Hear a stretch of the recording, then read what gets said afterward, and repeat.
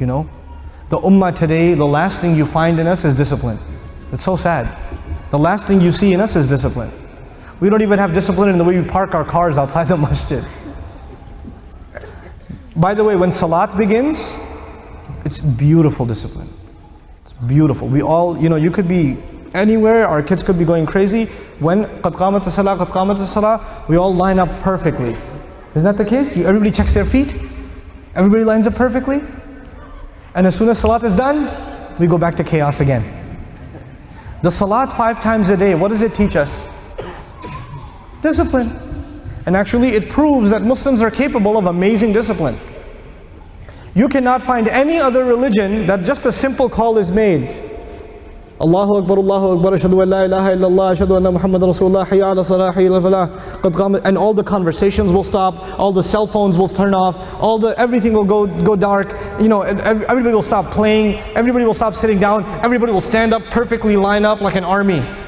Even though they don't know each other, they never trained together, they don't even know who the general is who's leading a prayer, they don't know nothing, but they will line up immediately. That is impossible anywhere else other than this religion. We are a people of discipline, but unfortunately outside of salah, what we learn in salah needs to now come outside of salah. We need to become disciplined people. These are some thoughts that I wanted to share with you, especially with the younger generation here, just to illustrate that there's a lot to think about in Allah's book. You know, there's a lot to reflect in this deen. A lot to understand, a lot to grasp.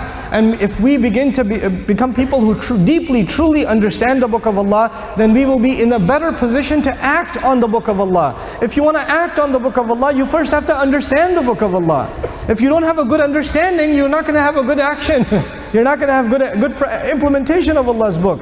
And this book is not like a magazine. It's not like an article or a blog. You can't just read it just like this and I get it. أَفَلَا يَتَدَبَّرُونَ الْقُرْآنِ. Don't they reflect deeply on the Qur'an? Every ayah you have to think about it, you have to ponder over it, you have to study it, you have to dive in like you're diving into an ocean, and then you will get the wisdom that you can act on. You can't just casually browse through it.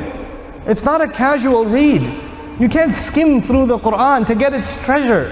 You understand that? We unfortunately today, we have a very shallow appreciation of the Qur'an.